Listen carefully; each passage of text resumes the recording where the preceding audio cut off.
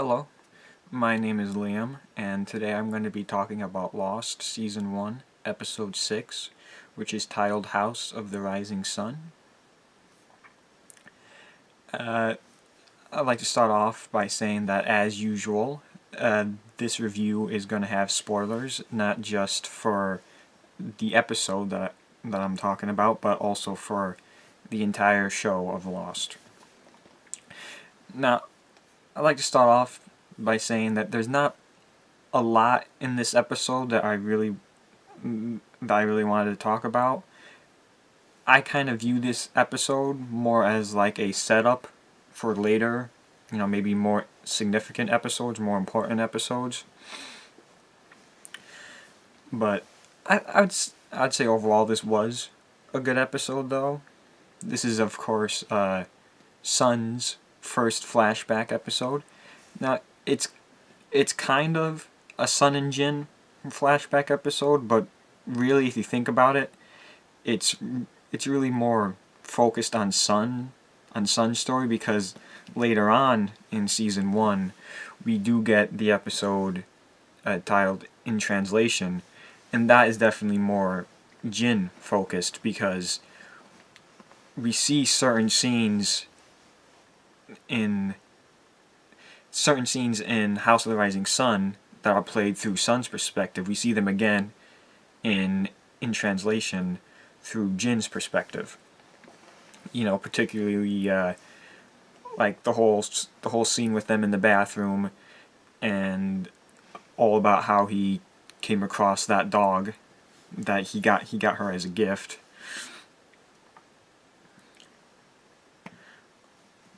Yeah.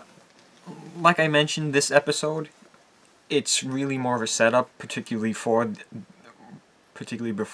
the Jin episode I just mentioned, Lost, in Translation. But it's also a setup for, obviously for the following episode, which is Charlie's first episode, The Moth.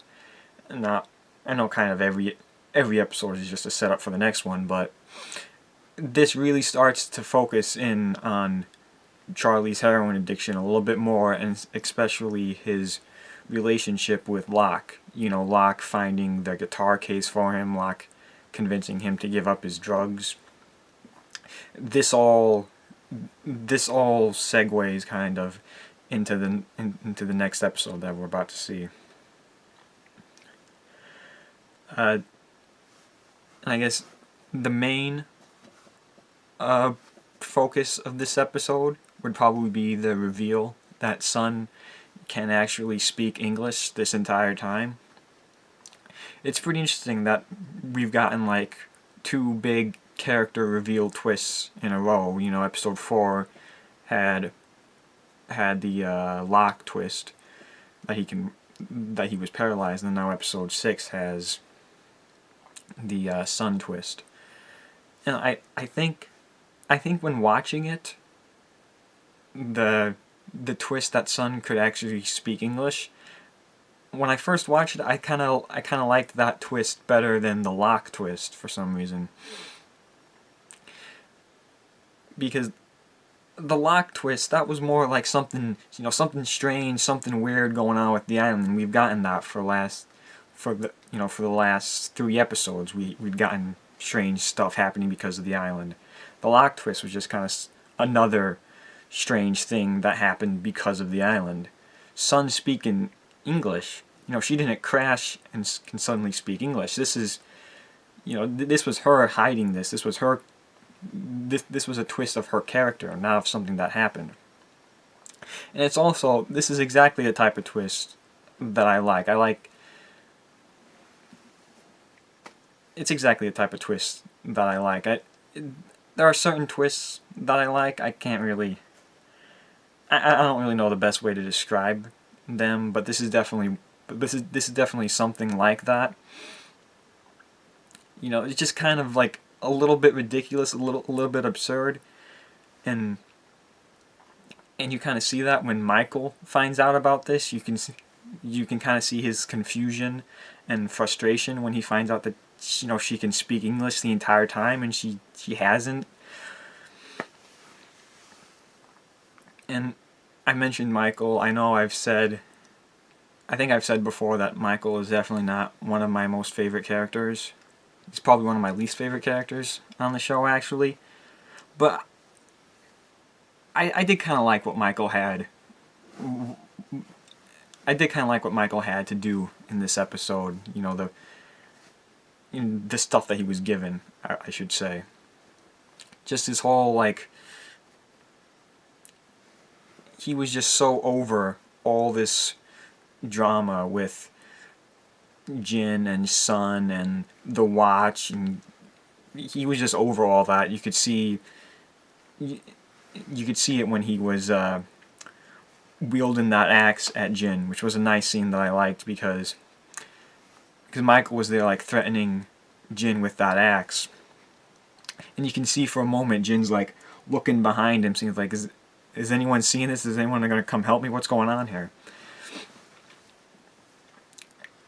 And I think that's really amplified by, like, the language barrier between these characters. Michael doesn't know what's going on because this guy's speaking Korean. He doesn't know why he's attacking him.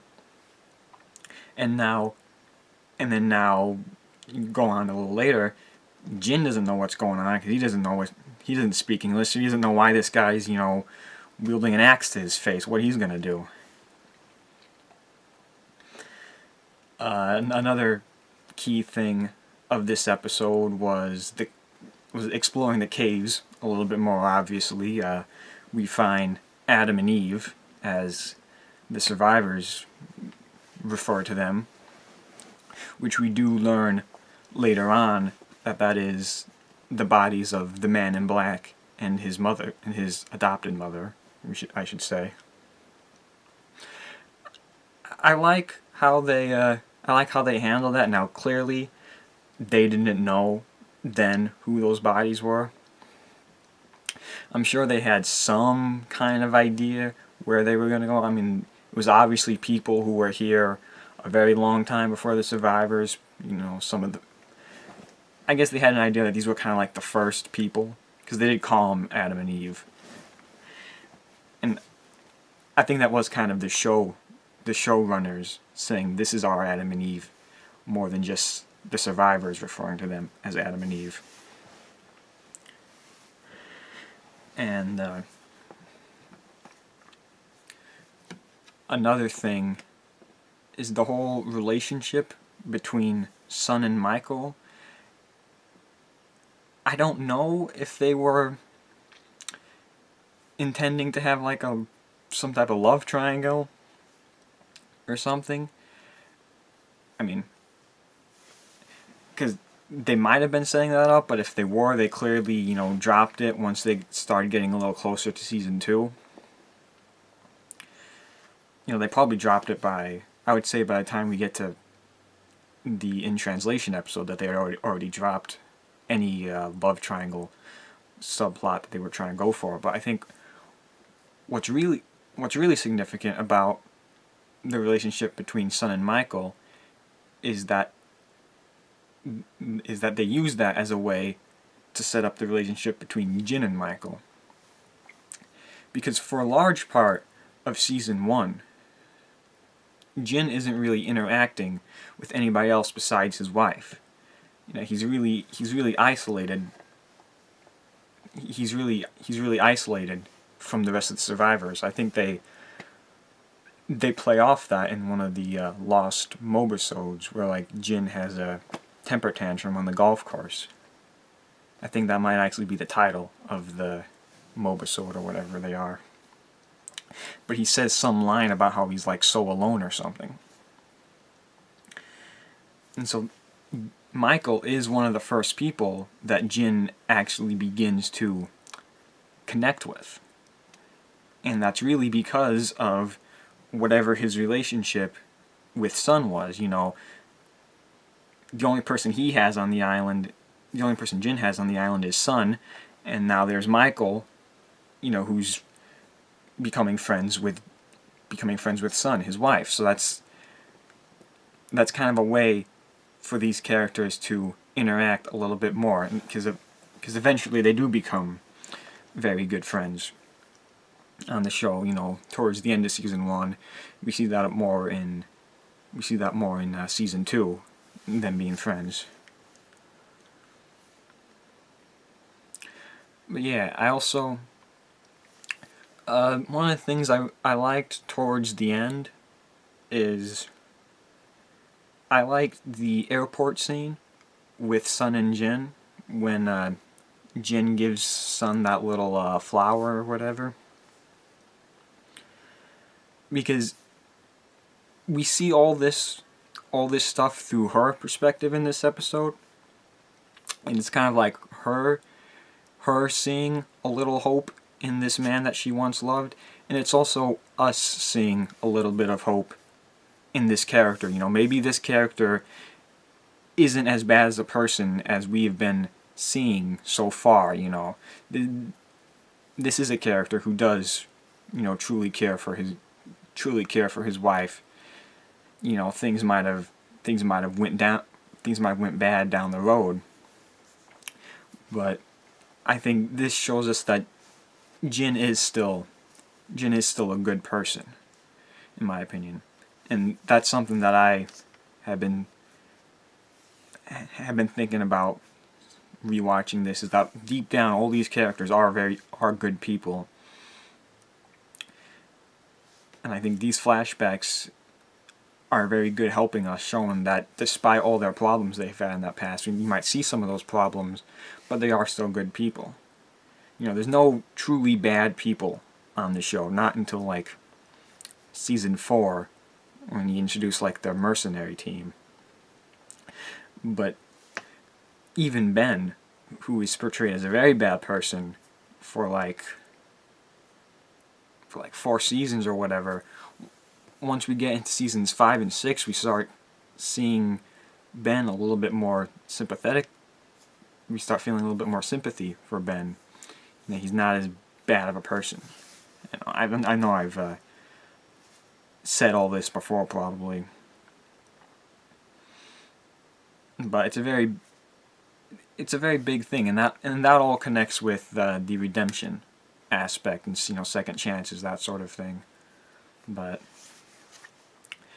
I think that's about all I have to say about this episode. I know when I do my episode review for the In Translation episode, there will be more things that I'm going to want to say about this episode, just because of how they relate to the next episode. I figured I'll just wait till then to talk about some of those aspects. You know, specifically like the way the flashbacks connect with each other.